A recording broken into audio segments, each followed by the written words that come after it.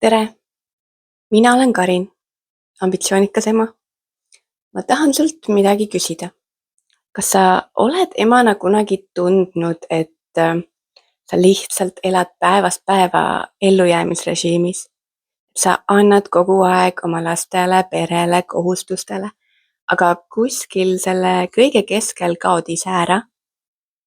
Mina olen seal olnud, mitte lihtsalt väsinud, vaid päriselt läbi põlenud. Ma ütlesin endale, et oma ettevõtte kallal töötamine ongi minu aeg. No ei olnud. Ja kõige raskem osa selle juures on, et see justkui tundub normaalne. Et emadus peabki olema raske, et peabki lihtsalt vastu pidama. Aga ühel hetkel sain aru midagi väga olulist, et see ei pea nii jääma. Mina olin selleks hetkeks juba täiesti läbi põlenud. Ja taastumine oli pehmelt öeldes mitte midagi tegemine. Lihtsalt lasta enda närvisüsteemil järele jõuda sinna, kus ta oleks pidanud olema. Sest et kõike ümberringi lihtsalt tundus liiga palju. 2 last räägivad sinuga korraga ja sul on tunne, et sa tahaks ära joosta. See ei ole normaalne. Ja selle saab ümber pöörata.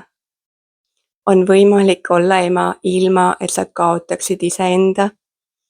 On võimalik luua elu, kus on rohkem rahu, kohalolu, rõõmu nii sinu kui ka sinu laste jaoks. Sest ambitsioonikate emade põhiprobleem on, et ühel hetkel, kui nad saavad emaks, ei oska nad ümber lülitada sellesse emarežiimi. Ühtäkki on sul keegi, kes nõuab sult rohkem aega, kui sul anda on, sest sa ei oska lahti lasta kõigest sellest, mida sa enne tegid. Aga tõsi on, sa ei pea kõike seda kaasa võtma.